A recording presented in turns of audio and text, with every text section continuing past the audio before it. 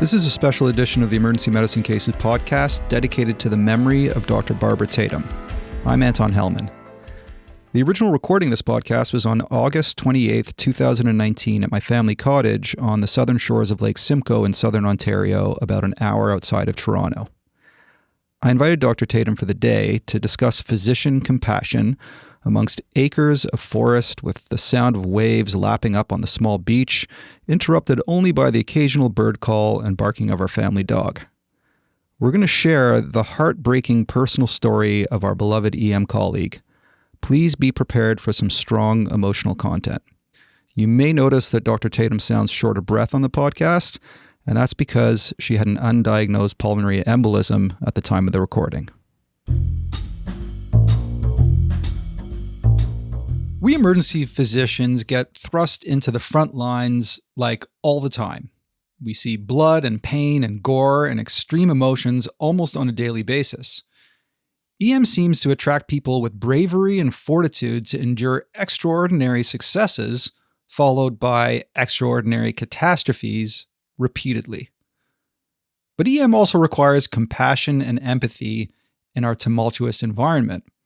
In a way, EM is sort of the perfect example of medicine being practiced at the intersection of science and humanity. How do we leave the trauma bays, resuscitation rooms, and bereavement rooms and continue our lives with family and friends without a warped perspective on humanity? Well, us humans luckily have the innate ability to compartmentalize and depersonalize repeated traumatic events. We see this in famines and in wars. It's how we protect ourselves, so that we can get on with that pediatric airway or thoracotomy or whatever. Those moments of depersonalization ensures that we get the job done step by step, nuance by nuance, perform as experts, even in the face of total chaos. Now, coupled with this depersonalization requirement is a trend toward hyper-specialization and fragmented care in an era of knowledge explosion and technological advances. We use an approach based on anatomy and physiology, but we sometimes, probably often actually, don't do what is actually right for the person. Not the patient, but the person. The person in the stretcher in front of us is more than the sum of their anatomy and physiology. So with this need to depersonalize and trend to hyper-specialization, it's no surprise that when you look at the observational data, doctors aren't really very good at compassion. And we're getting less compassionate with each and every passing year. We routinely miss emotional cues from patients, and we miss boatloads of opportunities to respond to patients with compassion. It's clear in the medical literature. For example, a University of Washington study found that 1/3 of end-of-life discussions with families in the ICU had no statements of compassion by healthcare workers. A study of 1,300 patients out of Harvard found that nearly 50% of patients believe that providers in our healthcare system are not compassionate. And when healthcare providers were asked about trends in compassion, about 2/3 said they've observed a decline in compassionate care in the past 5 years. Similar trends are happening in the UK. The NHS Foundation Trust found that there's been a widespread and striking lack of compassion from healthcare providers. Now, you might be thinking that your EQ is high and that you do provide compassionate care. Well, it turns out that we're not very good at rating our own EQ, and the evidence suggests that our self-rated EQ doesn't correlate with patients' ratings of our EQ. How much time do we actually dedicate to compassion in our clinical encounters? You might be thinking that 5% or 10% or 20% of your time with a patient is dedicated to compassionate care. Well, I hate to say it, but you're wrong. Compassion takes up less than 1% of all communication time, according to a study out of the University of Chicago. And that number is probably getting smaller with EMRs taking over, because we know that we're spending less time with patients and more time at the computer. One study found that internal medicine trainees spend only 12% of their time actually seeing patients. Now think about it. If we spend 12% of our time at the bedside and 1% of that is devoted to compassionate care, we're spending less than 1,000th of our time being compassionate. That's crazy. Now, all of this is compounded by the physician burnout epidemic. One of the key features of burnout is depersonalization that is usually coupled with the inability to be compassionate. Now, as far as I'm aware, there's zero formal training in the Canadian 5-year EM residency program on compassion or any patient communication for that matter. So, when we're done with the resuscitation, the next most important aspect of care, I would argue, is compassionate care. Even as part of a resuscitation, as you'll hear later in the podcast, compassionate care not only can play a role, but may even lead to better outcomes. We're sometimes led to believe that sentiments like compassion are an expression of weakness rather than a sign of strength. This brings us to the question, is compassionate care valued in emergency medicine? Do you not have time for compassion? Do you not care about compassion? Do you not know how to be compassionate? Does compassion really matter? In this podcast, we're going to explore the notion that there's more to taking care of ED patients than being able to look at the eye of the storm and perform a thoracotomy or label the patient with this or that diagnosis. That our presence, connection with the patient, and the time spent educating them really does matter, no matter how brief our interaction is. We'll cover the evidence that compassionate care improves patient outcomes and staves off physician burnout. We'll discuss how compassion can be learned and applied easily and efficiently in our practice. We'll talk about the do's and the don'ts of compassionate care and end with a call to action. And to help us understand compassionate care, its importance, the evidence behind its value, and how we can make a huge difference in the lives of our patients and our own lives, it's my distinct pleasure and honor to have on the show the strongest person I know, and that's no exaggeration, a woman who has the unique perspectives of both emergency physician and patient, who's also scoured the world's literature on compassionate care.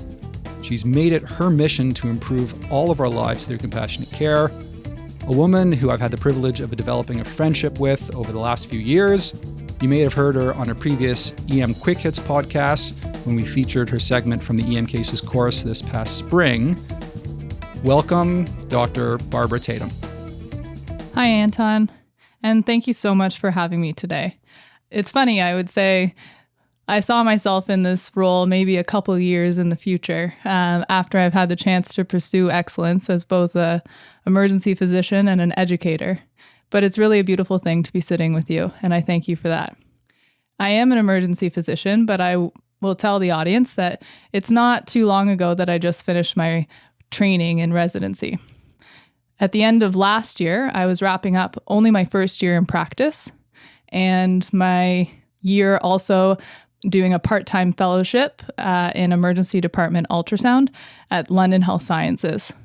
I was then going to come to the University Health Network to start a full-time career as an emergency physician in Toronto. Although a year ago, or just over a year ago, everything changed. So as I was going through this transition and had a lot on my plate wrapping up things in London with both my career and my fellowship and getting ready for actually a global health trip for a month in Tanzania before then starting a full-time career at UHN. It was a really exciting time and a really busy time, and a time where I also started to develop a little bump on my head. It was on the top of my head. It wasn't very big, and it became fluctuant and mobile after a short period. So I asked a bunch of colleagues and asked a friend of mine who is a plastic surgeon about removal, and everyone seemed to agree. So any flicker of thought that it was something else kind of went to the background because I was so busy with everything else. I was totally healthy. I'm only 32 years old, and there was nothing for me to think otherwise. I had no other symptoms. So I went to see my plastic surgeon on June 7th, and as he went to remove it, he told me he couldn't get around it. He couldn't get around it because he thought it went beyond the skull. And those words kept sitting with me, and I couldn't understand. What do you mean it goes beyond the skull? So I went to get a CT after a biopsy, and I came back, and the nurse pulled up the imaging for me because she knew that I was a physician at the hospital. And so I scrolled through the image and landed upon a segment of the image that could not be missed.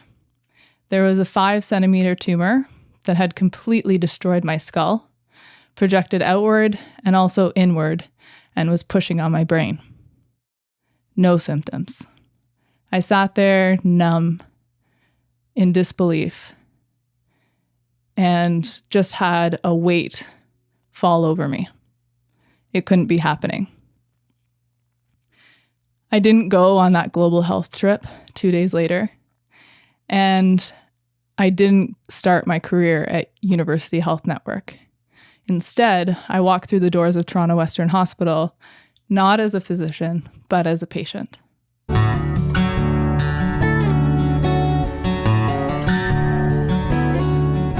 It's interesting. Being a patient is far more stressful than I can describe, and it's far more stressful than being a physician. Over the past year, I've kind of become an expert at being a patient, though. I know I'm not exactly a typical patient, but it has allowed me to be able to ease fellow patients' anxiety and fears, and maybe bring weight to the understanding of empathy and to the narrative of compassionate care. Maybe. So that's why I shared. And that's why I'm here today. What I have is a sarcoma, and the sarcoma was undifferentiated. So pathology in London, pathology in Toronto, pathology in the States. No one could actually identify what type of sarcoma I had. And even with a mutation that's only been seen 3 times before, they decided to leave it undiagnosed. So moving forward, there was no set plan, and we had to do what everybody thought was best. And so I started with chemotherapy, and I did it every 3 weeks last summer. At the same time, I got 6 weeks of daily radiation.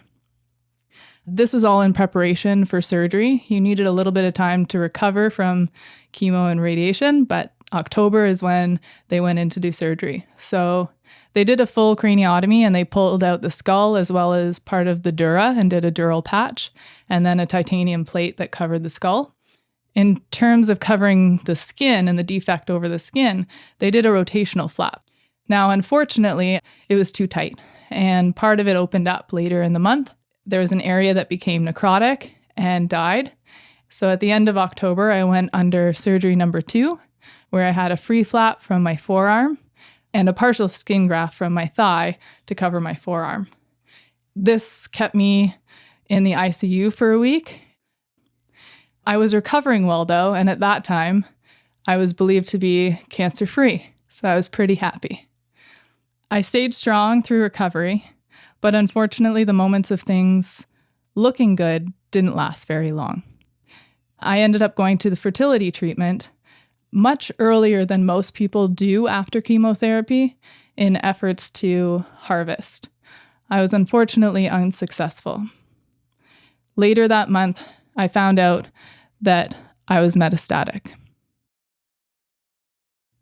As I started to limp from the lesion in my hip, I received radiation to my pelvis that caused that lesion to become sclerotic and actually took away all of my pain. So I walk normally with no pain today. It's remarkable. However, unfortunately, what that radiation also took away was my fertility. As the incision kept opening and opening, plastics and neurosurgery decided that it must be the plate that's infected, and I had to go back for surgery number 3. They took out the plate. So, no plate, no skull. Kind of badass. And walking around feeling okay. Yeah, I remember you telling me that you have to be careful going to concerts because if there's people dancing up a storm, you don't want to get an elbow on top of your head because it would literally be an elbow to your brain tissue. Absolutely. Things have scarred down and become thicker now, but I still wear a bump hat, which is let's insert into a baseball cap when I go into crowds. That sounds like a smart idea. So I was recovering well from surgery number 3. And while in hospital, I was talking to my team about pain in my sternum. It had been going on for the last couple weeks, but I had had a recent scan that was clear. when I advocated for myself and when they checked through with radiology, the second look identified that they missed something. This meant more radiation, but again, it worked. It took away my pain and allowed me to get hugs again. So I was on antibiotics in the hopes to avoid surgery and found out that I was metastatic to my lungs with multiple lesions, top to bottom, on both sides. A week after that, I was sitting with my cousin and started to get sensitivity to the sunset, which isn't normal for me. So I put my sunglasses on while we were sitting on the patio.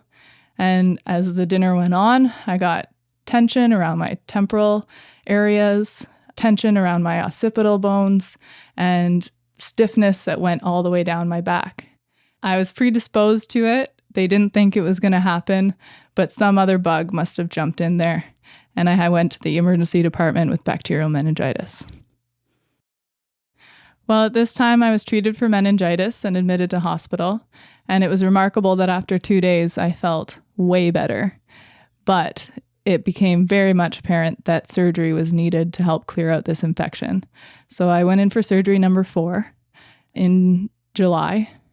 So I was discharged from hospital about a week after this surgery. I recovered quite well.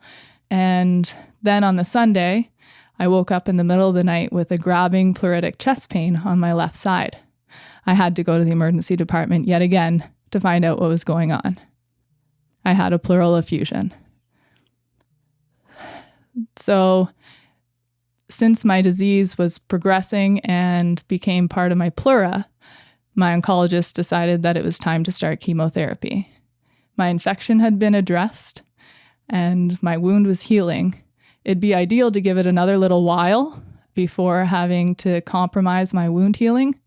And with the knowledge that my oncologist had of me wanting to travel, she said, get away. So I did for 2 weeks. That's when you went to Europe, right? That's when I went to Europe, and it was beautiful. When I got back, Anton, I wasn't looking so hot. I'd done very well on the trip, and it was only a little bit of shortness of breath I had in the last couple days. But by the time I landed, things started to progress quickly. And I did a couple hours after landing, went back to the emergency department. So at this point in time, what shocked me was seeing just the x-ray. It was a complete whiteout of my left lung, and my heart was not on the left side, but on the right side. So it was squeezed and not able to function at its capacity. So needless to say, I was admitted again with oxygen, and thoracics came down and put a chest tube in. I drained 4.5 liters of fluid. So I actually started to feel better a couple days ago, feel a little bit more like me. I still have some shortness of breath, but that kind of brings us up to today. Wow. So I got to say first, Barb, that it takes a serious amount of courage for you to be able to tell your whole story to literally thousands of listeners of EM cases. The subject of this podcast is compassionate care, and you had multiple ED visits. How did compassionate care in the ED play into your journey? Well, thank you, Anton, for that. I think it's important to share. Sharing allows us to actually connect on a deeper level because I'm an emergency physician, just as most people are listening to this podcast or an emergency care provider. And cancer doesn't discriminate. It can happen to any of us. But realizing from the other perspective, the patient perspective, what really matters in care has been important to me to share with everybody. And compassion has made a difference. Obviously, this year has been a lot, and I've experienced more procedures, tests, treatments, transfusions, admissions, and nights in the emergency department than I ever would have wanted or would wish upon anyone. And as things get more complicated, I think it's interesting that the emergency department is the last place that I ever want to go. It's not because I've had horrible experiences. I love the emergency department as a physician. It's just that I've had too many experiences, period. I've had too much time sitting in waiting rooms, which has probably given me some PTSD of waiting rooms, to be honest, or in chairs when I was stable. And when I did get a bed, because I was more sick, I actually counted that as a huge win. It's been too much time explaining my complicated story over and over again to multiple nurses and then learners and then physicians. And it's not that I don't want to share. It's just the time and the energy that it takes to do it over and over again. Especially when a lot of those faces turn to expressions of pity. It never feels good. It has been too many nights admitted under bright lights and in a noisy department. It's also been too much time feeling forgotten, even though I'm somebody that knows the system. It's also too much time in a place where I don't want to be, rather than with the people that I love, spending my life the way I want to live it. But there are times when the emergency department healthcare workers, nurses, and doctors have come to just check in and tell me about pending tests or consults, when they have tried to give me estimated timelines, when they have showed their heart, where they have said things like, "I can't imagine what you've been through and I'm so sorry," or "What you've gone through takes an incredible strength," or "I know this is a tough place for you to be right now, and I want to do everything I can to make it as smooth as possible. Please let me know if you need anything." Or, "I know you're a patient direct to this service, but my name is blank, and I will be here with you until they come." Those have been moments when I felt compassion in the emergency department, and those are moments that made all the difference. All right. I mean, those are really good examples of compassionate care that have, made a difference to you specifically. And we'll talk a little bit later about how we can say things just like that really do make a difference to our patients. Now, I've heard patients describe their day in the ED literally as the worst day in their life. And my first reaction is that they're probably exaggerating. But when you think about it, and after listening to your story, many patients are really scared, they're confused, they're anxious, they're sad, and sometimes they're completely emotionally numb. And, it's usually for good reason. And I think we probably tend to forget this in our daily hustle. Yeah, I think we do forget it. I don't think that anyone comes to the emergency department in the vast majority of cases because they want to. Even with minor complaints, maybe they come because they don't know what to do or where to go, or they don't have good access to their family doctor, or they don't like their family doctor or trust their family doctor, which is even worse. I think even these little complaints, they're coming to ask you for help. Just like if I were to drive my car and all of a sudden hear a grinding noise. Being an average Joe, I probably could call a few friends, but most likely I'd probably just stop driving and bring it to a mechanic.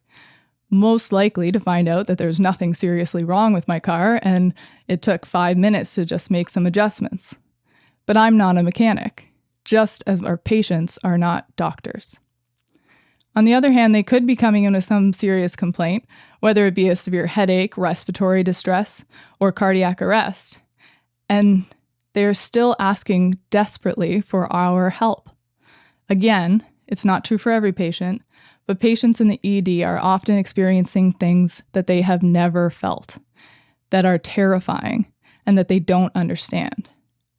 I have felt this way myself over the past year many times, and I have the background of being an emergency physician. So what do you think that means for patients? So it's our job to treat them, no matter how small the complaint it is. And what we can do even more is to educate them so that maybe they're empowered and are able to make better decisions in the future. So, Barb, I remember you telling me that some of the things that you remembered from your emergency visits had little to do actually with the medical care, but had everything to do with how you felt and how you were treated as a person. what do people remember from their emergency visits or whatever care they're taken of in the ICU or wherever it is? What does the literature say about what they actually remember? I mean, do they remember that you proficiently did an LP? Do they remember that you got their specific diagnosis of a migraine headache? Or is it more, do they remember the things like how you made them feel? Although I think we wish it to be our expert care, in fact, the evidence has shown that what patients remember is how you make them feel. And there are two studies that I draw upon for this. They're both actually about PTSD. The first study was done in Sweden on 56 survivors of a severe car crash. And they analyzed data 5 years later about what these survivors remembered. Well, one of the things that they remember is the pain that they felt that day. But what came up repeatedly as the second most prominent thing that these survivors remember was the lack of compassionate care of their providers. That just doesn't feel right. The other study I'll draw on also talks about PTSD, and this is actually specifically in the emergency department. In the emergency department, they utilized something called a CARE score, and that just measured compassion scored by the patient perspective. It was measured from 10 to 50, just so you have a range of numbers. And then they assessed PTSD symptoms 1 month after. Outcomes showed that 1 point difference on that care measure was associated with a 7% decrease in odds of PTSD symptoms at 1 month. So compassion actually was associated with a decrease in PTSD.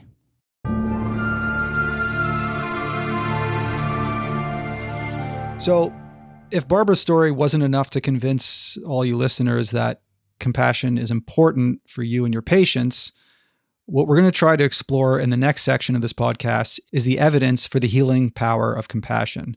That compassion is at least associated with, if not having a causal relationship with, better outcomes for our patients and healthier, happier lives for ourselves. But before we get into the evidence, we need to get some definitions under our belts. So first, Dr. Tatham, how should we define compassion so that we're sort of all on the same page with the rest of the podcast here? Okay, so I think a good definition of compassion is to understand that it's an emotional response first to another person's pain or suffering. And then what's key is then it's the desire to help. So it's that actionable component of not just connecting, but then wanting to do something about it. So that desire to help is the key component, is that you're actually doing something as opposed to something like empathy, which is just the feeling.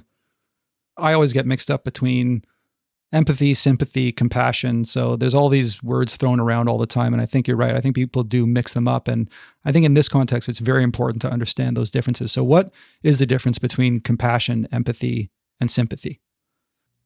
This is a really important question, Anton, because these three terms do get substituted for each other, and yet they are very different.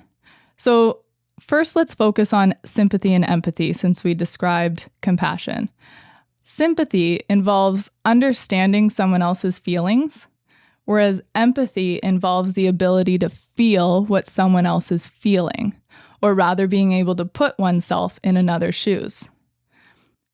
One of the best explanations of the difference between these two terms is a short, less than 3-minute YouTube video narrated by Brené Brown, a quite famous woman who has a PhD in social work, has completed one of the most viewed TED Talks, as well as a Netflix special on her lifetime studies in vulnerability, courage, shame, and empathy. In the video, there's a fox undergoing a tough time with a black cloud above his head, and he had fallen into a cave.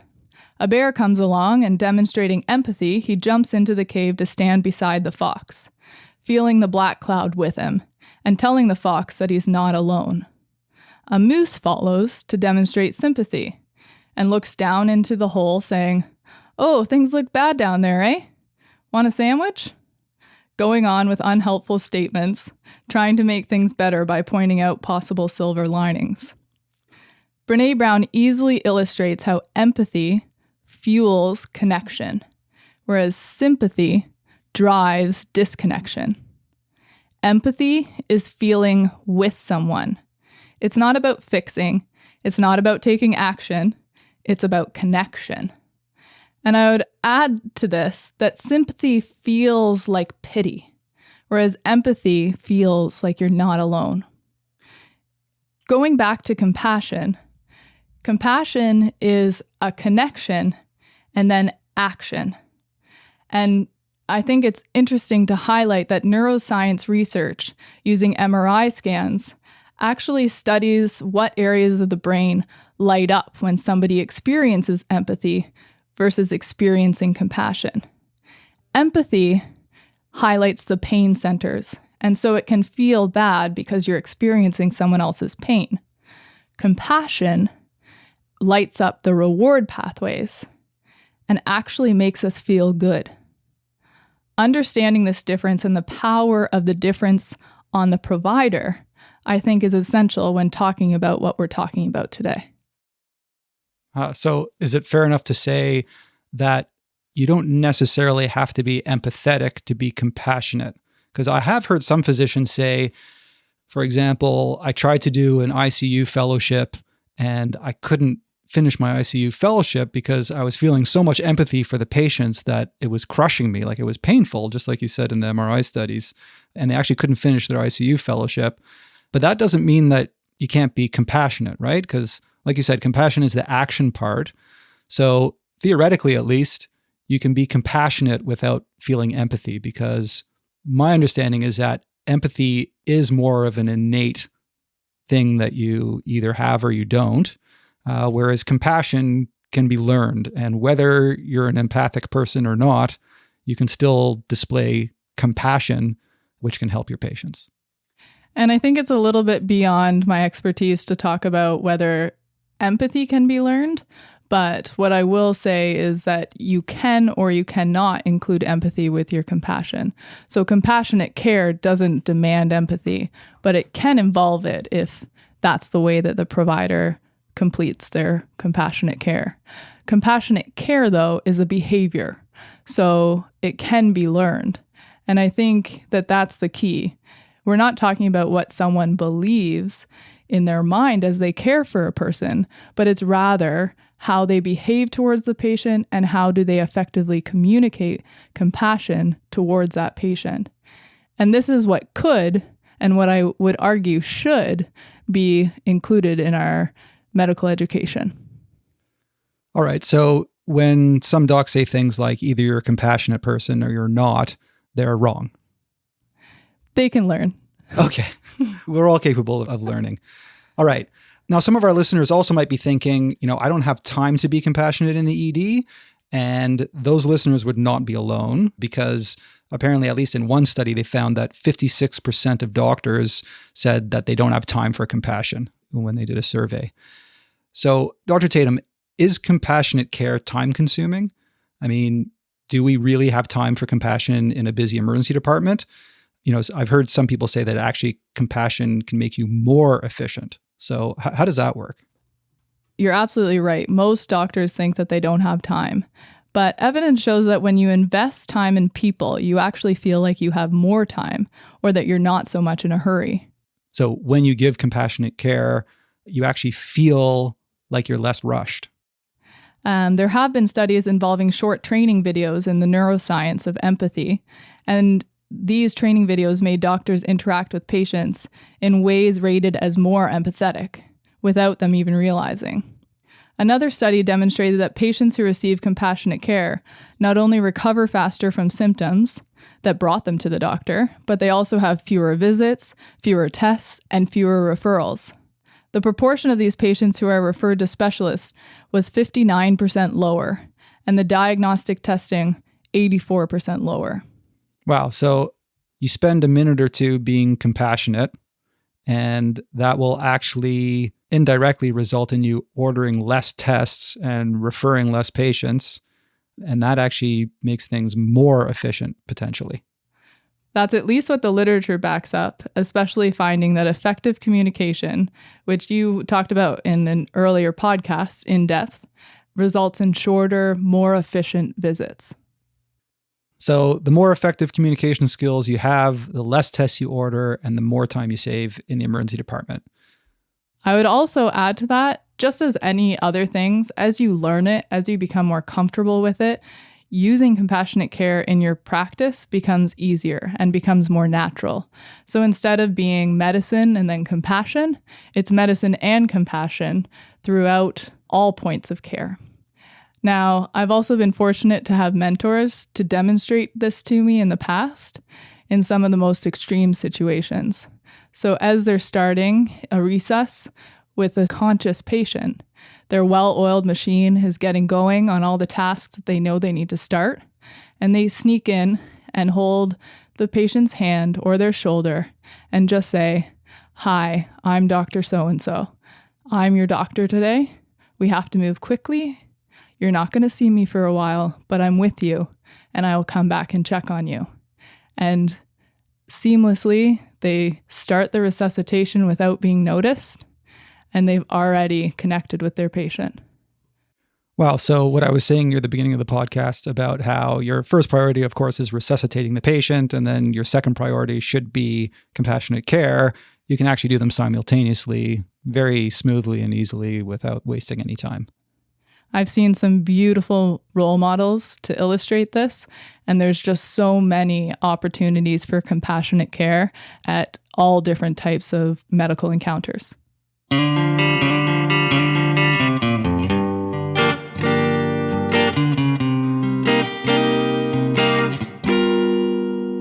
I want to move on now to the evidence for compassionate care in terms of improved patient outcomes and resource utilization and how it might even prevent burnout.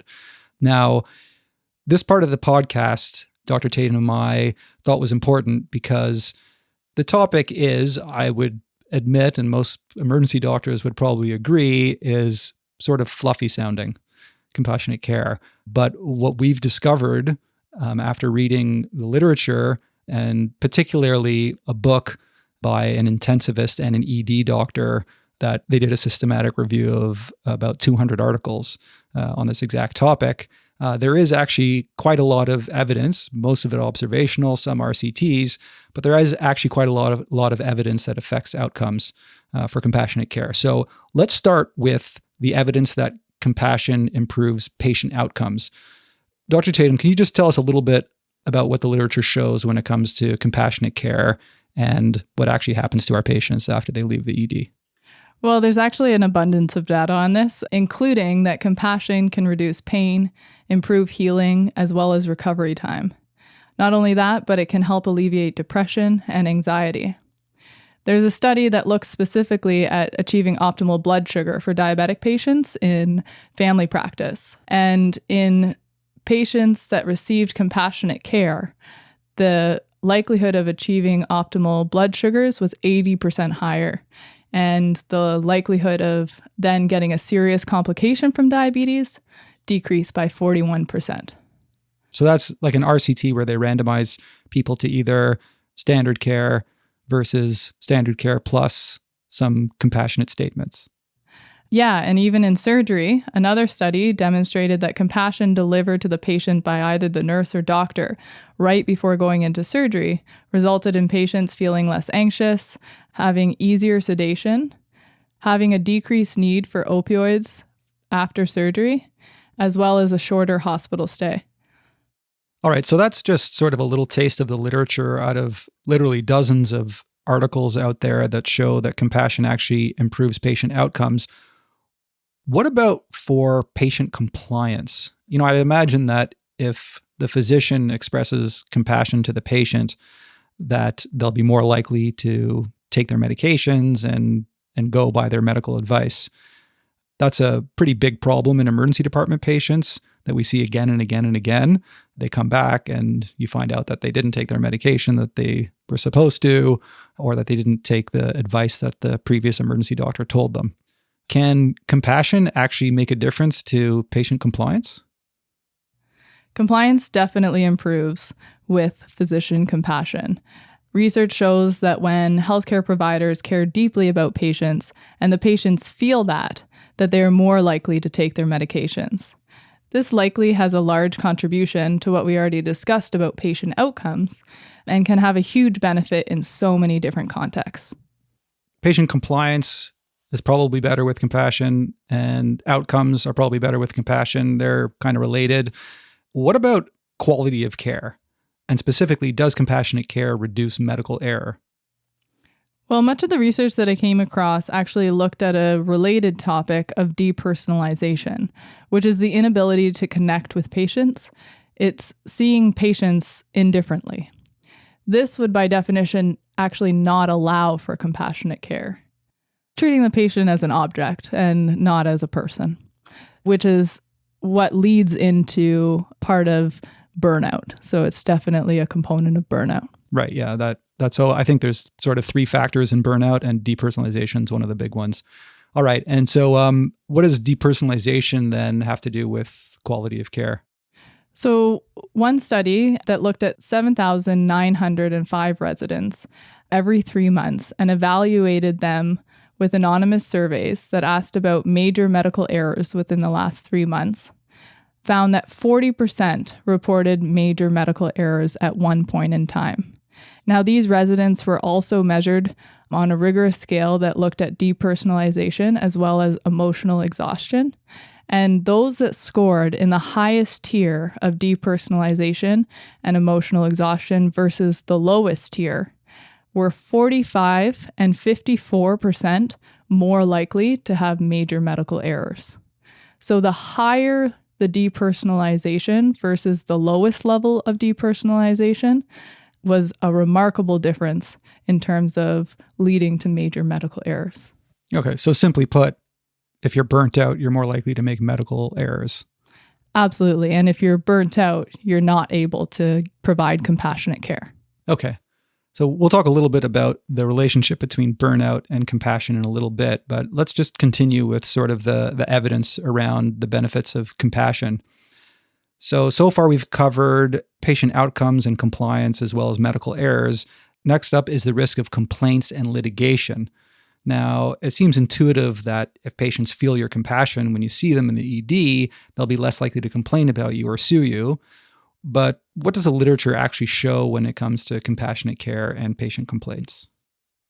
I think an interesting highlight here is a CMPA bulletin that looks at a RCT with 437 adults that were taken from an emergency department waiting room. Okay, and the CMPA is the Canadian Medical Protective Association, and they're the body that helps physicians through lawsuits. What they did is they took these adults from the waiting room and have them watch a simulated patient-physician discharge conversation. So it was 2 videos that differed only by the inclusion of 2 brief empathetic statements. Verbalizations that 1, the physician recognized that the patient is concerned about their symptoms, and 2, that the patient knows their typical state of health better than the physician seeing them for the first time, and that they did the right thing by seeking evaluation.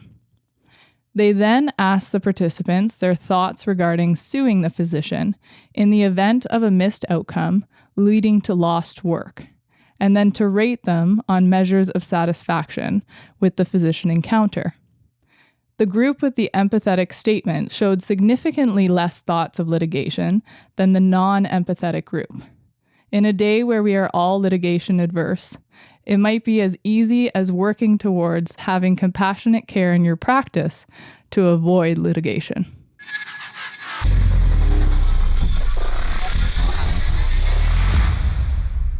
All right, so there's at least an association between compassionate care, good patient outcomes and compliance, less patient complaints and litigation. What about for the system? So, if we all provided compassionate care, let's say, would that help the system in any way? Yes, there was a few studies that I came across showing that compassionate care led to decreased excess use of the medical system, decreased tests, decreased referral to services, and all of these would lead to decreased costs of our system. All right, so we've talked about how compassionate care can benefit our patients and the system. What about the benefits of compassionate care to physicians themselves? Now, I can tell you from personal experience that when I'm cold and distant and abrupt with a patient at the end of an insanely challenging shift, I feel really bad about it afterwards.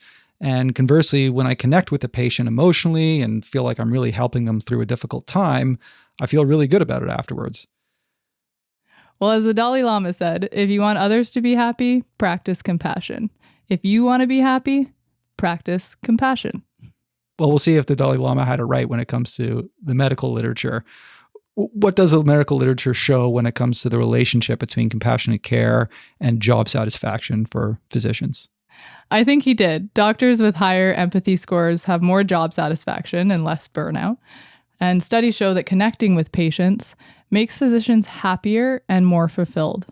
The reverse association is also found to be true, where a lack of compassion and empathy has a clear relationship with burnout. All right, yeah, I find that relationship between compassion and burnout an interesting one.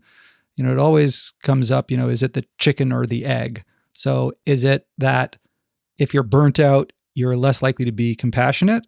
Or is it that if you're less compassionate, then that's what burns you out? Well, I think here I'll draw on an excellent book that you've already mentioned by an intensivist and an emergency doctor called Compassionomics, the revolutionary scientific evidence that caring makes a difference. The physician that is a critical care specialist talks about how we've always heard that burnout crushes compassion, but it's probably more likely that those with low compassion are ones predisposed to burnout. That human connection, and specifically a compassionate connection, can actually build resilience and resistance to burnout. And it's what we should be encouraging in our medical culture and within our medical education. The resilience is further emphasized by the phenomenon of a helper's high, which is the feeling of reward that comes from helping others. And it actually benefits the brains and the nervous system of the care provider, of the giver. Yeah, I came across a quote in that book when the intensivist was talking about how he was burnt out and how kind of the fog of burnout was lifted, so to speak, when he started to become more compassionate. It was something like, instead of what we normally do when we burn out, that like sort of the natural thing to do is just to kind of escape. But he said, quote, that he connected more, not less, cared more, not less, leaned in rather than pulled back. And that was when the fog of burnout began to lift. Yeah, he believed that the cure to burnout didn't rely outside of care, but actually was at the point of care. Now, assuming that we've convinced our audience that there's at least some value in compassionate care, the next step in becoming a compassionate provider is to learn how to actually do it. So if there was some sort of simple prescription you could give our listeners for becoming a compassionate care provider, what are some simple scripts or solutions for our listeners that they can apply sort of on their next shift? I think the easiest thing you can do is just to have some compassionate statements on hand. So I mentioned some of the compassionate statements that were delivered to me during my care, but some more that I can lend you are, I know this must be a tough experience to go through, but I'm here with you. We will go through this together. You look uncomfortable. What can I do to help you right now? Okay, so really simple statements. Those are like little scripts that take a few seconds each that really can make a difference. Absolutely. And that's just a start. And you can come up with ones that feel more natural to you and more comfortable in your own vocabulary, because everybody has their own way of approaching patients. But just to actually write things down or have them in your head and make sure that you have some go-tos, because you can really insert these statements generically for many patients. I want to dig a little bit deeper. Being compassionate certainly can't be just a few little statements. What are some sort of other strategies to improve compassionate care that we can, again, easily apply in practice? So I think we can talk about some actionable steps. Ones from start to finish in an encounter. It doesn't mean that you need to use all of them. You can pick a couple. It just highlights areas where compassionate care is easily available to you. So first, I would say, number one, before going into a new patient room, Take a second to take a deep breath and quiet your mind and let go your past patients. You're now entering a room where you need to be present. 2, I'd say it's really nice to thank the patient for waiting for you. Make sure that they're comfortable. Consider their family members. Consider if they're maybe on a bedpan. Small things like that that open the encounter in a positive way. 3, sit down, lean in, and smile. There are small pieces of nonverbal communication that are really important. That patient has waited a significant amount of time to come see you. Don't make them feel devalued. All right. So far, the first 3 sort of actionable items that we've talked about are first, when you go into the room, to first sort of regroup, try and at least temporarily forget about the previous patients and kind of be present when you go into that room. Then to thank the patient for waiting, make sure that they're comfortable.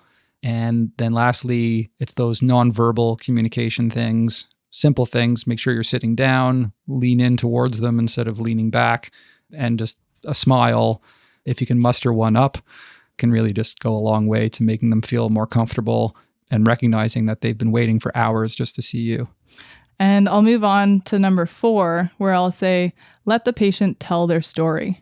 So there's a JAMA article that finds that patients need on average 29 seconds to tell their story. Yet they're often interrupted after 11. Those 18 seconds can make a big difference. 5, look at the patient and actually listen to them. Don't listen to them to get ready to respond to them, but listen to them to hear what they have to say and to understand it. Yeah, I find emergency doctors are especially susceptible to just saying what they think rather than really listening to what the person's saying. Yeah, often there are patient encounters where you know what's happening early on, but it's disrespectful to interrupt. And sometimes we don't actually know what's going on, and those 18 seconds might give you extraordinarily valuable information. I'll move on to say, be thorough and address the patient's concerns. They often have an agenda, they have questions, and give them the opportunity to speak their mind. Then, empower them with relevant education. Patients often have a higher ability to understand medical issues than we give them credit for, and giving them that opportunity and that empowerment allows them to be more autonomous. Then involve them in setting up a plan that they are happy with, and most importantly, a plan that they understand. Yeah, that comes back to the patient compliance, right? So if they're involved in their plan and they understand their plan, they're much more likely to actually carry it out. Absolutely. And often they're going to choose what you think is the right route anyway, but then you have them on board. I'll move on to setting expectations and explaining timelines, i.e. statements like, some things happen quickly in the emergency department, but one of the scans we ordered is a CT, and that's probably going to take an hour or so to get, and then going to take another hour or so to read. So as soon as we have the results, the nurse will alert me and I will come, but it might take a while.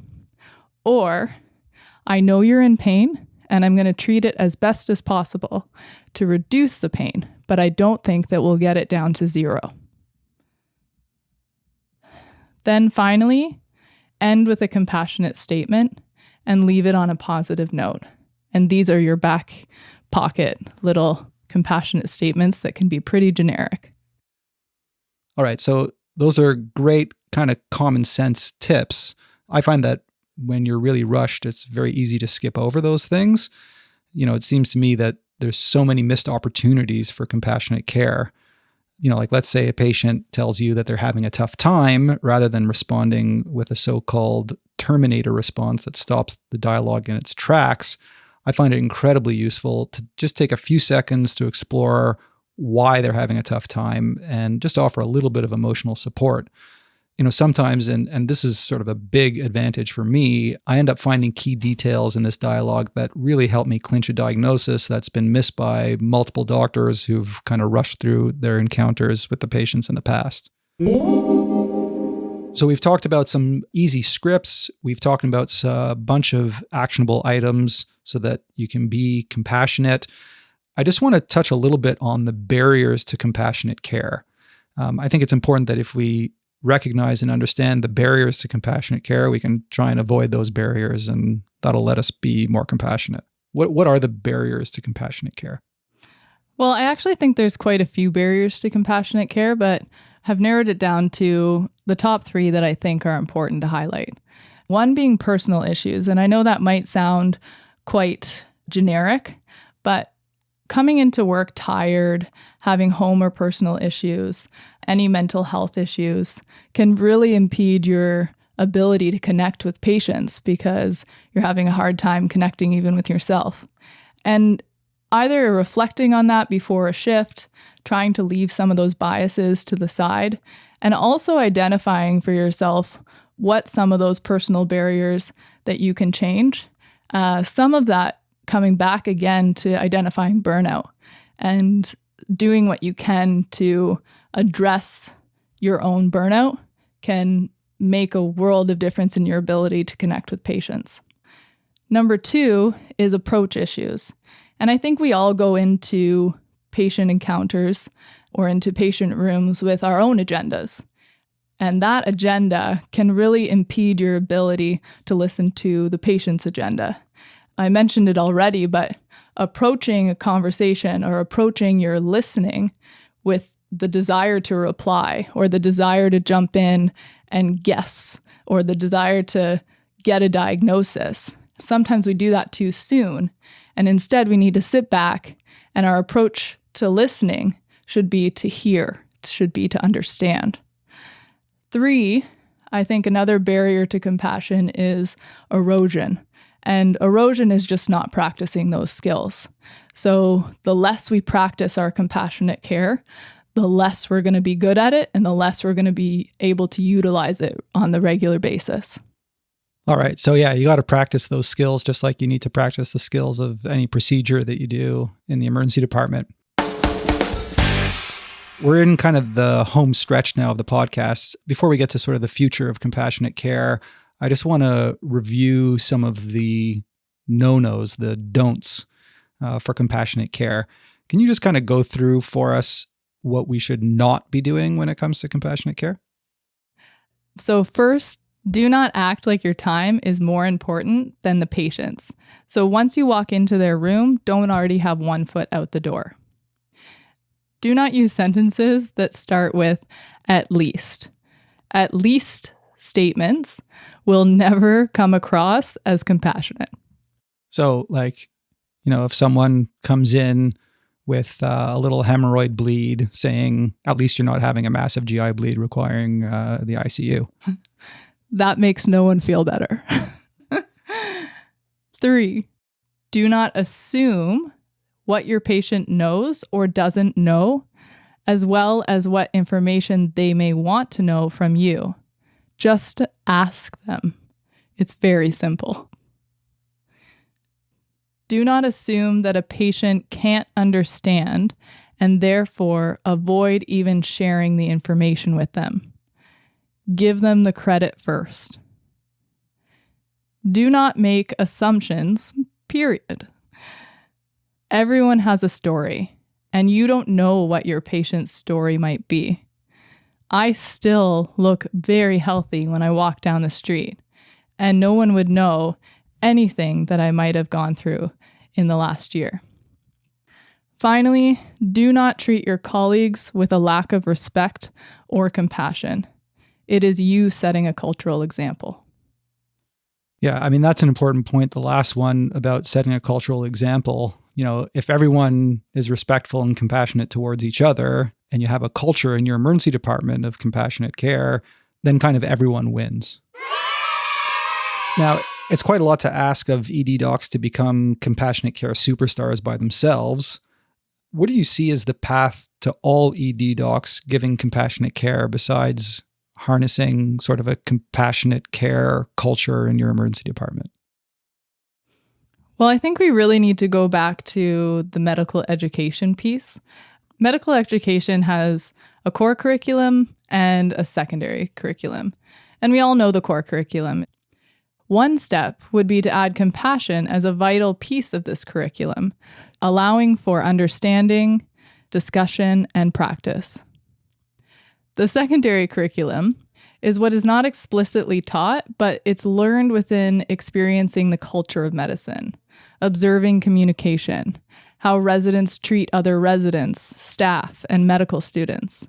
It's observing how staff talk to or about each other, as well as how mentors treat and approach their patients with a certain level of compassion or integrity. These might be positive or negative experiences for a learner, but as a whole, they shape one's culture and they shape the future of our physicians. So I would ask first for you to try compassionate care for yourselves, your patients, and your colleagues, to keep in mind some of the overall benefits that we talked about today. And if you feel more comfortable with it, model it for others. Help change the culture that we have. And if you can, start a discussion. Make compassionate care talked about and known, and allow it to grow.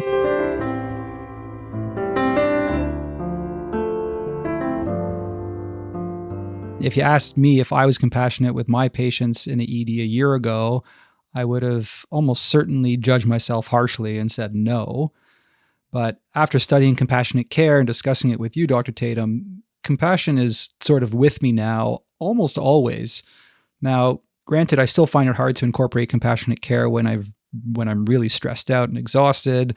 And there certainly are ED patients that create situations where I feel like it's nearly impossible to be compassionate. You all know the kind of patient that I'm talking about. But in those moments when I'm stripped of my compassion, I can really feel it, like big time. I feel that there's something huge that's missing. And what do I do in those situations? Well, I pause, I breathe, I pivot, and I pull out a couple of those easy to remember scripts and just say them. And then it's amazing. Like suddenly I just feel better, and I'm quite sure my patient does too. So compassionate care really is a skill that can be cultivated and grown by each and every one of us. I mean, I contend that compassion should be integrated into our training and CME. And learning compassionate care allows us to develop our own resilience as EM docs in our very demanding environment. Compassion is not simply part of our nature. We shouldn't take it for granted. When we act out of compassion for a fellow human being, it really does have profound meaning. A huge part of why Dr. Tatham, despite having terminal metastatic cancer, is strong enough to expertly share her knowledge on this podcast is because of the compassionate care that she's received along the way. It's a real privilege that we all have to take care of patients in the ED and use our knowledge and skills, not just to fix their immediate problem, but to truly heal them. You can always find compassion amongst the chaos of the ED. Find your compassion, cultivate it, and use it. I'm quite sure that you and your patients will both benefit immeasurably. So, thanks so much for your time and insights, Dr. Tatham. It really is incredible how you've been able to fight your way through this journey and not only survive, but to actually educate other people about really an incredibly important issue in medicine in general, and specifically in emergency medicine, where it really is very hard for us to be compassionate. And hopefully we've convinced some of our listeners the importance of compassion. And by you sharing your story and your knowledge, I think there'll be hopefully thousands of patients out there who will benefit from all that you've shared today. I don't think we need to be perfect, and I don't think we need to expect ourselves to be compassionate 100% of the time. There's no one that would do that. But I think just trying a little bit can make a huge difference. And it certainly has made a difference for me. So I thank all of you guys listening out there, for taking the time today to hear my story and for diving a little bit into the EBM literature with me. I thank all of you that might have been involved in my own care. It has made a difference to me and it's impacted my experience. And I hope everyone can see that compassion can really go a long way. So thank you, Anton, for having me today. It's been an incredible platform to start this discussion, and I hope it's a discussion that continues. And with that, I'll leave you with my personal sign-off in my blogs. Make waves, be kind. After a truly inspirational battle with cancer, Dr. Barbara Tatham passed away on Wednesday, October 16th, 2019, at the age of 32, surrounded by family. To listen to a few colleagues of Dr. Tatham's share memories of her, please visit the show notes on the EM Cases website.